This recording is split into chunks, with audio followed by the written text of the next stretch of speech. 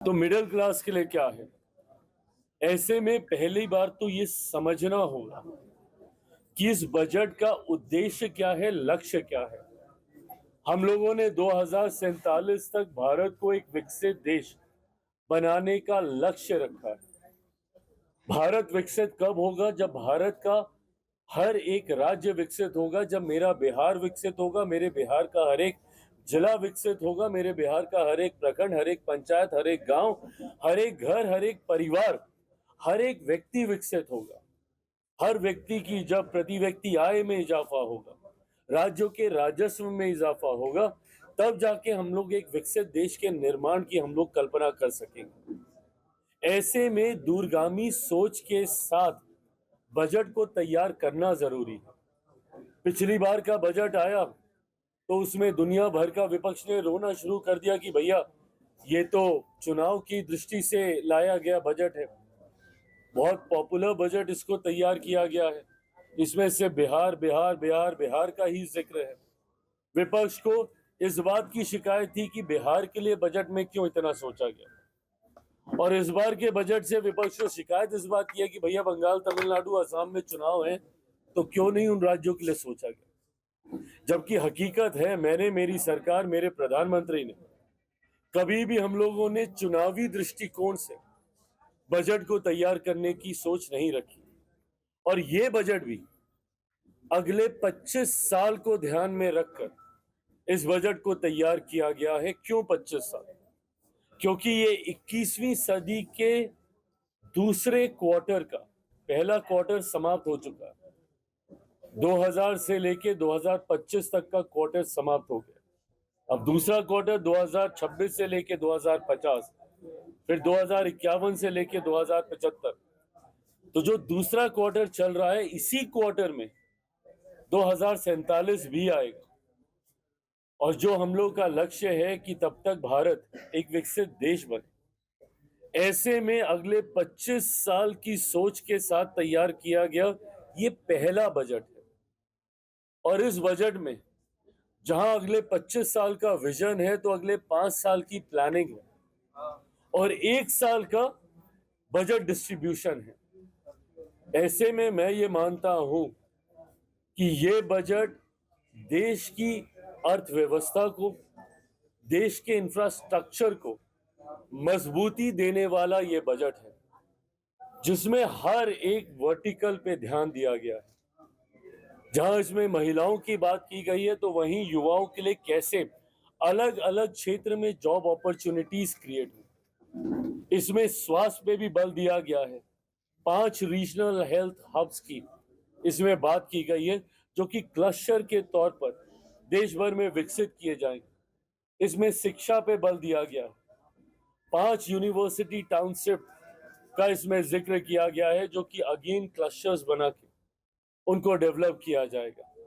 इसमें महिलाओं का, खास तौर पे ऐसी महिलाएं जो भारत, एक विकसित भारत के निर्माण में अपना योगदान देना चाहती हैं, जब वो देश दुनिया के किसी कोने में जाए शिक्षा के लिए, अपने कार्यों के लिए, रोजगार के लिए, उनको रहने की दिक्कत ना आए। हर एक जिले में, हर एक डिस्ट्रिक्ट में विमेन कॉलेज, विमेन हॉस्टल खोलने का प्रावधान इसमें किया गया है, ताकि वो सुरक्षा के भाव से वहां पर रहते हुए अपने भविष्य की वो तैयारी कर सके। टूरिज्म को इसमें बढ़ावा दिया गया है, तो वहीं चैंपियन एमएसएमईज का इसमें जिक्र किया गया है, जहां पे लघु छोटे उद्योगों को किस तरीके से हम लोग मजबूती दे सके। ये वो सेक्टर है जिसको हमेशा मेरी सरकार ने रीढ़ की हड्डी के रूप में मानने का काम किया है।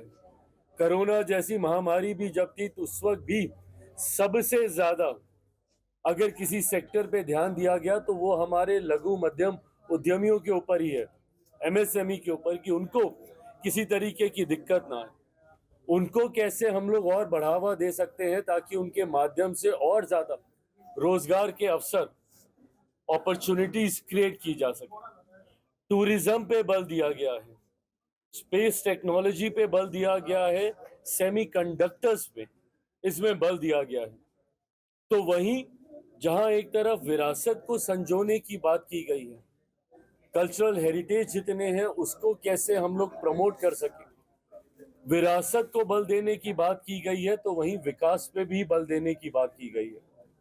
अंतरिक्ष में के माध्यम से टेक्नोलॉजी के उपयोग से किस तरीके से हम लोग देश को आगे लेकर जा सकें, तो वहीं ग्रामीण व्यवस्था को भी हम लोग कैसे मजबूती दे सकें। टायर 2 टायर 3 सिटीज का इसमें जिक्र किया गया है कि उसका इंफ्रास्ट्रक्चर हम लोग कैसे मजबूत करें। तो मैं ये मानता हूं कि एक विकसित भारत के निर्माण में तैयार किया गया ये एक सशक्त, एक मजबूत बजट है, जिसके लिए मैं अपनी तरफ से, अपनी पार्टी लोक जनशक्ति पार्टी रामविलास की तरफ से, मेरे प्रधानमंत्री आदरणीय नरेंद्र मोदी जी का, वित्त मंत्री आदरणीय निर्मला सीतारमन जी का विशेष तौर पे मैं धन्यवाद करता हूं। और मैं ये मानता हूं कि ये एक कंटिन्यूटी, एक स्थिरता का बजट है। आज की तारीख में जहां ग्लोबली कई तरीके की विपरीत परिस्थितियों का सामना करना पड़ रहा है, इकोनॉमिक चैलेंजेस हैं दुनिया के सामने, तो वहीं हमारा देश सबसे तेजी से बढ़ती अर्थव्यवस्था बना हुआ है। ये सामान्य परिस्थिति नहीं है। जब विपक्ष सवाल उठाता है तो उसको समझना होगा कि कहीं ना कहीं कुछ तो हम लोग सही कर रहे हैं, कि जिसकी वजह से आज भी देश सबसे तेजी से बढ़ती हुई अर्थव्यवस्था है।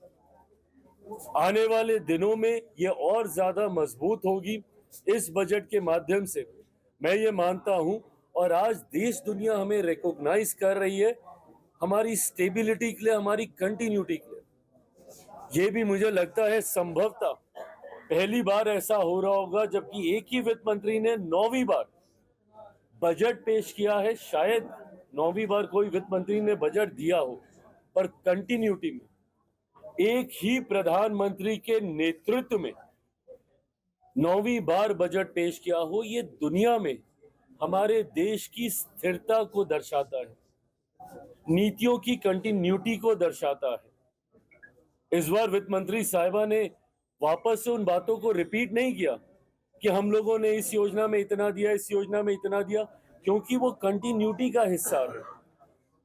मनरेगा में जितना अलॉटमेंट होता था उससे कहीं ज्यादा बढ़ाकर इस बार जी राम जी में दिया गया है, जिसको लेकर विपक्ष ने दुनिया भर का भ्रम हो हल्ला मचाने का काम किया। ऐसे में ये बजट आने वाले 25 सालों को मद्देनजर रखते हुए विकसित भारत के निर्माण में, इसमें जहां राज्यों को भी ज्यादा राहत दी गई है, at the same time federal structure में, संघीय ढांचे में राज्यों की जिम्मेदारी को भी और ज्यादा मजबूत किया गया है। और एक कलेक्टिव रिस्पॉन्सिबिलिटी के साथ हमारी सरकार विकसित भारत के निर्माण की ओर अग्रसर हो रही है। और आप आने वाले दिनों में देखिएगा 47 में जब हम लोग विकसित देश की बात करेंगे तो कहीं ना कहीं उसकी नींव में इस साल का ये बजट हमेशा याद किया जाएगा। इसके लिए मैं पुनः प्रधानमंत्री जी और वित्त मंत्री जी को धन्यवाद करता हूं।